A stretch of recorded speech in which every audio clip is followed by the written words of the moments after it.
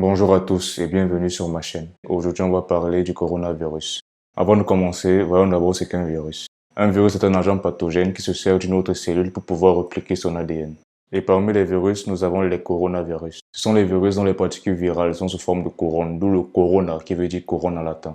Ils sont zoonotiques, c'est-à-dire transmissibles des animaux aux hommes. Il existe ainsi 7 souches de coronavirus, dont 3 capables de causer de pathologies graves aux hommes. On a donc eu en 2003 le SARS apparu en Chine et transmis par une chauve-souris. Il cumule en moyenne 7700 personnes infectées dans le monde avec plus de 600 décès, soit un taux de mortalité de 10 à 15%.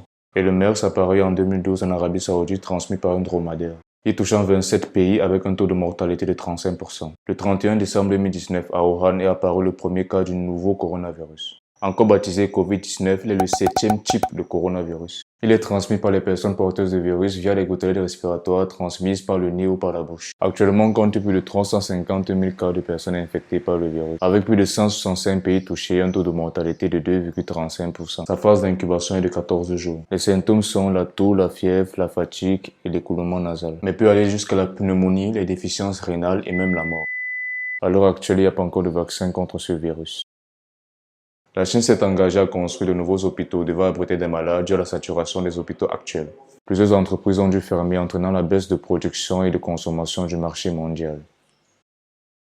Pour éviter d'être contaminé par le virus, il faut se laver régulièrement les mains. Éviter de trop toucher le visage, tousser et éternuer sur les tissus ou entre le coude, nettoyer les espaces communs. Il est plus utile de porter les masques chirurgicaux lorsqu'on est infecté parce qu'ils empêchent les virus de sortir et non d'entrer.